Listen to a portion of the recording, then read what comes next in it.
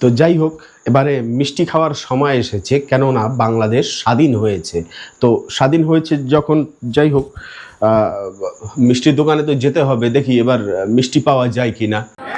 মিষ্টির দোকান খালি হয়ে যাচ্ছে, টাঙ্গাইল মিষ্টির দোকান খালি। তোমরা যে লুটপাট আর ধান্দায় ব্যস্ত, সেটা তোমাদের ব্যবহার আর আচরণ দেখলে বোঝা যায় প্রিয়। দেখেন দেখেন দেখেন, মিষ্টির দোকান খালি, দেশ স্বাধীন। নাটক কম করো প্রিয়। হ্যাঁ, এটা কথা বলে নাকি আর বাপের সময় মিষ্টি নাই, ওর সময় মিষ্টি নাই। এখন মিষ্টিটা পাবো কোথায়? মিষ্টি নাকি শেষ হয়ে গেছে, চিন্তা করুন। যাই হোক, মিষ্টি শেষ হয়ে গিয়েছে তাতে কি হয়েছে, সমস্যা নেই। আরে আমাদের অ্যাকাউন্টে টাকা তো আছে টাকা যতক্ষণে আছে ততক্ষণে আর চিন্তা আছে? সপ্তাহের ব্যবধানে বাংলাদেশ ব্যাংকের বৈদেশিক মুদ্রার রিজার্ভ কমেছে 53 কোটি ডলারের বেশি। টাকা পকেটে অনেক আছে। বর্তমানে দেশের অবস্থা তো খুব খারাপ। খারাপের লগে সপ্তাহ কি আরো বড় খারাপ হইলো ব্যাংকের অবস্থা। কোনো বুথ গেলে পয়সা পাওয়া যায় না।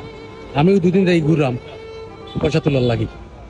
নিজের অ্যাকাউন্টে টাকা আছে কিন্তু বুথ গেলে নাই, এমন একটা সমস্যা। পঞ্চায়েত কিলা মানা যায়, নিজের অ্যাকাউন্টে তুই নিজে পয়সা পাওয়া যায় না। আগে মানছ কইতো আলু খান, আর এখন আলুর বদলে বালু খান। বালু খাইয়া হুত্যা খান, হুত্যা না থাকলে ধন্যা পাতা খান, নাইলে কঙ্কর সাবায়া খান। আন্দোলনের পর থেকে কারেন্টের হাহাকার। ডেস্কোতে দিলাম 1500 টাকা, কারেন্ট পেলাম মাত্র 600 টাকার। এখন হাত দিয়ে দেখি পকেটে টাকাও নেই। যাকে মিষ্টি খাওয়ার কথা ভুলে যাই। এই গোলামের ফুতেরা দেশটারে, দেশের মানুষটিরে আংরা আংরা বানায় লাইছে। আমরার মানুষ নাই। টাকায় যখন ক্রাইসিস, আর মিষ্টি খেতে যাব না। যাকে বড় পুকুরিয়া কয়লা খনির কয়লা হয়ে গেছে আমাদের জীবনটা। আমরা এখন মানছে মুরাইয়া দাঁত মাইজ জ্বালাইতে পারবো। এখন ঘটনা হয়েছে যে ওদেশ থেকে পালিয়ে আসা কেউ এদেশে শরণ নিয়েছেন, তাকে শরণ দেওয়া হয়েছে। শেখ হাসিনা পালিয়ে এসেছেন, সে কারণে নাকি অনেকেরই খাওয়া ঘুম উড়ে গিয়েছে। হ্যালো আহা, এইরম মোগ সামনে পলাইলেন, এখন মোগো কি হইবে? জনগণে মোগো খোঁজে, মোরা বাইরে নামতে হারি না। মোগো ভবিষ্যৎ কি? কোন বেড়ায় এখন মোগো বিয়া হরবে? একদিন কাম করলে ও বলছে 500 টাকা পাই। আপনি গেছেন অন্তত একটা ভিসা দিয়ে যাইতেন। ভিসা না দেন, কয়টা টাকা দিতে। কদিন পরে নিজের ডিমডি বাইজা খাওয়া ছাড়া আর কোনো উপায় নাই। ওদেশের একটি ছবি এদেশে মুক্তি পেয়েছিল সাকিব খানের। তো আমরা সাকিব খানের মুভি কেন দেখিনি, আমাদেরকে ব্লেম দেওয়া হয়েছিল, মনে পড়ে সেই কথা? আরে মেয়ে, যার ছবি কলকাতায় চলে না তার ছবি আবার বাংলাদেশে চলবো কি? আমরা জিতের ছবি কেড়ে দেব? আমাকে জিতেচ্ছে না ভালো না এক সাকিব খান, কেন আমরা জিতলে? তাহলে সেই সাকিব খানরে বাংলাদেশের জনপ্রিয় একজন তারকা, সবাই তাকে ভালোবাসে, তাই না?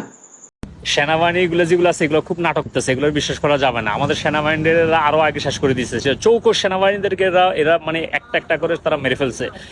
কি শুরু করছস তোরা ভাই? না, দেখুন অবস্থা একবার, মানে বিশ্বাস করবেন কাকে? এর তো আমাদেরকে সাপোর্ট করছেন না। সাকিব খান ওনাদের খুব ভালো প্রিয়, ঠিক আছে। সেই সাকিব খানের এখন বর্তমানে কি দশা? তাকে গ্রেপ্তার করা হলো, মানে আপনাদের সাকিব খান এত প্রিয়, আবার আপনারাই তাকে গ্রেপ্তার করছেন। এটা ঠিক বুঝতে পারছি না, মানে কাকে ভালোবাসে অ্যাকচুয়ালি? ভালোবাসা নাকি অভিনয়? এই বলে আমরা এনাকে খুব ভালোবাসি, আবার তাকেই লকআপে ভরে দেওয়া হচ্ছে।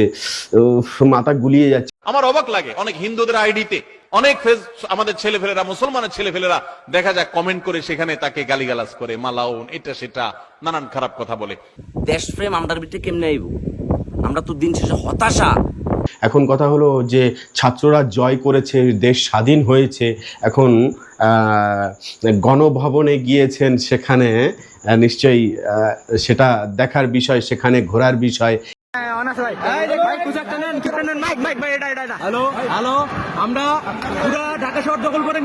এরা কারা গণভবনে সবজি খাইতেছে? একদম তাজা সবজি। এই যে দেখ, এটারে বলে পাওয়ার। দেখ ভালো করে। রাজনীতি করি না বুঝছাস, রাজনীতি করি না। একদিন কাম না করলে ফেরো বাদ জানা বুঝছাস। যারে তারে ভয় দেখাস না বুঝছাস। মুটটা দিলে বাদ যা যাবে গা। চুরের দল কুহানের খেত আমার তো বদমাস। সেখানে গিয়ে এমন কাজ করেছেন, সবকিছু দেখিয়েছেন যে একটা গর্বে বুক ভরে গিয়েছে আর কি সবার। এরকমই কর্মকাণ্ড কারখানা সেখানে চলছে। একদিন দেখলে হাসি ধরে রাখা যায়। আচ্ছা, সেখানে নাকি কি আরো কি সব পাওয়া গেছে, সবাই আনন্দ উল্লাস করছে, কি জামা কাপড় শাড়ি কাপড় কি সব বলছে কি? যাকে আপনি এত হেট করেন তার শাড়ি নিয়ে আপনি কেন পরবেন, আর তার বিছানা তোষক বালিশ নিয়ে সেই তোষক বালিশে আপনি কেন ঘুমাবেন? রাজাকারদের মাথায় দেশের পতাকা আর মুক্তিযোদ্ধাদের মাথায় হেলমেট, কি এক আজব যুদ্ধ রে ভাই, কি শুরু হইল দেশে। পারতাছে না তারা বউরে পর্যন্ত বাসার তাই না লয়ে দিত গা। কেন তোমরা কি লুটপাটের মেশিন বয়াইছো এনো? তাহলে আমরা কেন আছি? এত টেয়া খরচ করে এত কিছু করে কিতা লাভ যদি দেশের মানুষ যদি আমরা ভালো থাকতে না পারি ভাই? তোরা কারার টাকাগুলো আমি রেখাইতেছ, একটা পিওনে বলে 300 কোটি টাকার মালিক। এটা তো পুরো উল্টো হয়ে গেল না কি? কিছু মাথায় কিছু ঢুকছে না, মানে কি ব্যাপার কি?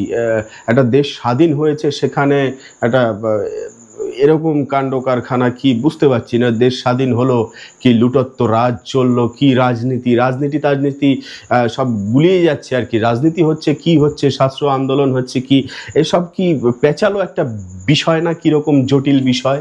একটা এনবিআর কর্মকর্তা তার নাকি 4,000-5,000 কোটি টাকার মালিক। তা আমরা কোন ক্ষেতের মূলা চাষ করতেছি? যে কোনো মুহূর্তে আমি কুরাস হয়ে যাবো না। আমরা রিক্সাওয়ালা সাধারণ মানুষ ভাই, এই দেশে কথা বলার মতন আছে? কি বলতে চান আপনি? চালের দাম কত, ঝালের দাম কত, পেঁয়াজের দাম কত, আমরা চলতে পারছি না, ওষুধ কিনে খেতে পারছি না, আমার হার্টের সমস্যা। তবে এবারের প্রশ্ন হলো এটা যে বাংলাদেশের সেনারা কি করছেন, সৈনিক, তাদের তো অনেক বড় ভূমিকা। সেনাবাহিনীগুলো যেগুলো আছে এগুলো খুব নাটক করতেছে, এগুলো বিশ্বাস করা যাবে না। আমাদের সেনাবাহিনীরা আরো আগে শেষ করে দিচ্ছে। চৌকস সেনাবাহিনীদেরকে এরা মানে একটা করে তারা মেরে ফেলছে। এখন যেগুলো আছে এগুলা বিভিন্ন ড্রেসে, সেনাবাহিনীর ড্রেসে অন্য পোশাকগুলো আমেরা, ঠিক আছে? এদেরকে বিশ্বাস করা যাবে না। আমরা চোখ কান খোলা রাখতে হবে, ঠিক আছে? কারণ এরা পোল্টি মারবে। আর যুদ্ধের মধ্যে সবচেয়ে বড় অস্ত্র হচ্ছে তাদের বিশ্বাসঘাতকতা করে সবাই মানে হোগা মারা দেয়, ঠিক আছে? আপনারা চোখ কান খোলা রাখবেন। এই সেনাবাহিনী আমাদের সেনাবাহিনীর না। কথা কিন্তু উনি ঠিক বলেছেন, আমাদের নতুন করে বলার কিছু নেই। ওনাদের দেশের ব্যাপারগুলো ওনারা নিজেরাই কিন্তু বলে দিচ্ছেন। তো একটা কথা বলবো মিত্র, এই সেনাদের কোনো বিশ্বাস নাই। উনি ঠিকই বলেছেন। বঙ্গবন্ধু শেখ মুজিবুর রহমান 1975 সালে যখন ওনাকে গুলি করে হত্যা করা হয়, আশেপাশে কারা ছিল? এই সেনারা। আর একটা কথা চিন্তা করুন, আজ শেখ হাসিনাকে ওই দেশ থেকে ভারতবর্ষে পৌঁছানো, তারপরে আবারে এই ছাত্রদের সাথে একত্রিতভাবে মিলিত হওয়া, কত বড় মাস্টার প্ল্যান, তাই না? এখানে অনেক কিছু বোঝার আছে। সব জিনিসগুলো কিন্তু মাঝখানে জাতাকলে ফেসে এই যে পাবলিকরা আছে বাংলাদেশের, তারা কিন্তু মনে হচ্ছে বোকা হয়ে যাচ্ছেন এই পরিস্থিতি দেখে। কেন কি যা আমরা প্রত্যক্ষ দর্শন করছি সেটাই কিন্তু বলছি। তো যাই হোক মিত্র, আমাদের দেশের একজন সেনা রয়েছেন মেজর গৌরব, ওনাকে খুব ভালো করেই চেনেন। ওনার মুখের কথাগুলো একবার ওনার চ্যানেলে গিয়ে শুনবেন।